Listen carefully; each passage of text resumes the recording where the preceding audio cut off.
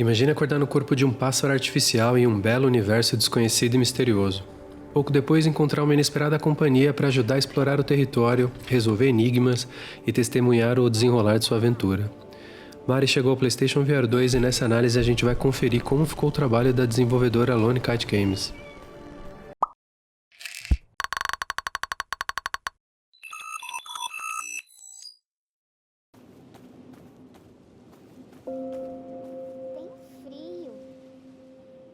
Mari tem dois modos de jogo, o tradicional usando os controles como a gente já espera e o outro que utiliza apenas o rastreamento ocular, sem usar os controles. É literalmente jogar apenas com os olhos, mas isso tem um custo. Esse modo de jogo reduz o número de puzzles e torna a experiência geral mais simples, então eu acabei optando pelo tradicional mesmo. O jogo é em terceira pessoa e por isso eu vejo o pássaro misterioso que eu incorporei no início. Logo a começar me encontro no céu em meio às nuvens volumétricas e balões que parecem transportar bombas. Utilizando o gatilho do controle eu consigo selecionar pontos específicos e trocar de posição. Nesses pontos eu tenho a liberdade de olhar para onde eu quiser, seja virando minha cabeça, seja utilizando o joystick para girar a câmera em incrementos. Ainda no céu é preciso agir e a forma de interagir com o cenário é pressionar o gatilho para que o pássaro emita eletricidade onde eu estiver mirando. Após libertar pequenos ajudantes de uma espécie de gaiola, começamos a atacar os balões para destruir suas bombas. A parte boa aqui é que a qualidade visual do game fica evidente. Os gráficos estilizados estão nítidos no PlayStation VR 2. A renderização ocular dinâmica é usada para ajudar a garantir que o jogo rode a 90 FPS de forma nativa. Há um último balão vermelho e maior que os demais no céu. Ele parece carregar uma bomba ainda maior, por isso eu o ataco, mas não causo dano e ele começa a descer. Tento trocar de posição, mas o local em que eu pousaria é destruído por raios da tempestade e por isso eu desço também. Depois de cruzar as nuvens e já no nível do mar e em meio a uma tempestade, eu encontro novamente com um balão vermelho. Tentando evitar que ele solte aquela bomba, eu ataco novamente e dessa vez consigo causar dano. Pouco depois, um raio da tempestade me acerta e eu caio no mar com o corpo em chamas. Acordo em uma ilhota no litoral e ao me locomover encontro o balão vermelho caído e para minha surpresa a bomba ainda está lá largada no chão. Ao interagir com ela, encontro uma menina de uns 4 ou 5 anos dentro da cápsula e a garotinha me pede ajuda em bom português do Brasil. Essa enigmática introdução de Mari me deixou curioso para explorar o game e tentar juntar as peças deste quebra-cabeças. Mas para evitar spoilers sobre o desenvolvimento da campanha, eu paro os detalhes sobre a narrativa aqui. A minha primeira impressão do game ainda no céu foi que ele trazia uma singularidade que me lembrou Paper Beasts, que também tem esse lance de formas conhecidas em outros materiais e num estranho universo com leis próprias.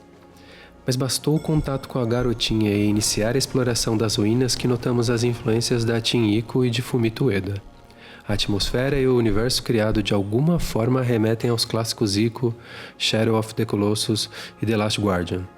Ao contrário de The Last Guardian, aqui estamos na pele de um animal e devemos conduzir o humano pelos belos e intrigantes cenários de uma civilização antiga que desconhecemos.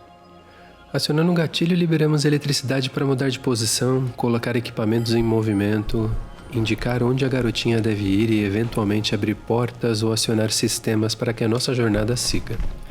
O feedback tátil do PlayStation VR 2 é muito bem utilizado pelos desenvolvedores. Sentimos a vibração na cabeça quando cruzamos a tempestade no início da jornada, por exemplo.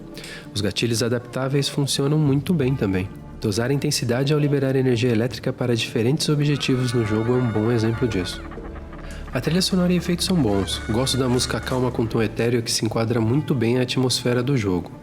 Nem o fato da menininha ter um repertório limitado me incomodou, já que isso condiz com o comportamento de crianças da mesma idade. Aliás, o fato da personagem falar português me surpreendeu porque achei espantoso um game VR ser dublado em nosso idioma, já que a maioria nem legenda recebe.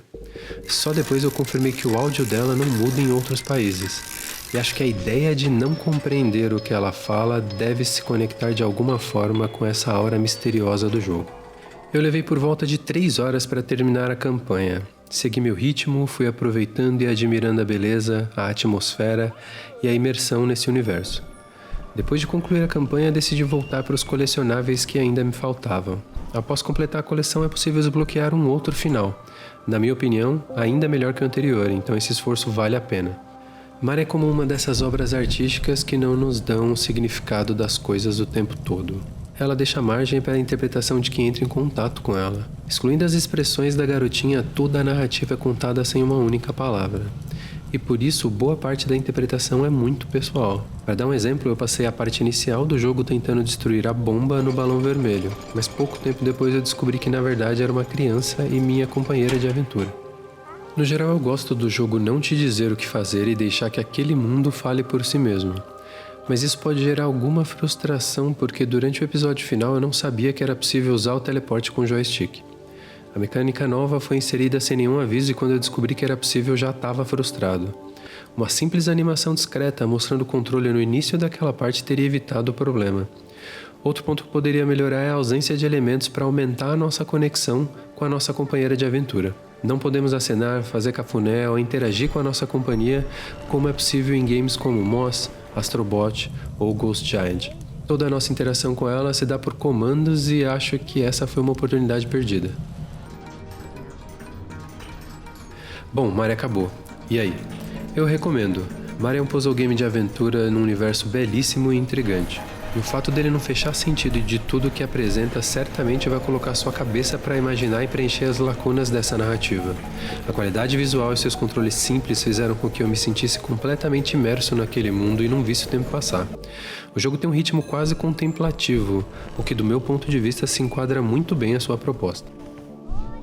Eu gosto quando jogos com propostas diferentes aparecem na biblioteca do PlayStation VR 2, mas reconheço que alguns não têm apelo universal, por isso é bom checar sua expectativa. Eu não recomendaria esse jogo para quem busca adrenalina ou tem dificuldade em lidar com ambiguidade, por exemplo. Mario tem esse lance meio artístico e suponho que daqui a um tempo a gente olhe para ele como algo cult. Não me interpretem mal, eu gosto de Resident Evil, Metro Awakening e Synapse, por exemplo. Só acho que a mídia é boa e complexa o bastante para ser um desperdício não explorarmos outras possibilidades. Que bom que Mario chegou. E você, é do time tiro, porrada e bomba ou do deixa eu jogar um negocinho aqui para relaxar? Conta pra gente aí nos comentários. Eu agradeço por ter ficado até o fim do vídeo. Se você deseja nos apoiar, deixa o like e se inscreva no canal. Isso ajuda demais. A gente se encontra na próxima. Até lá!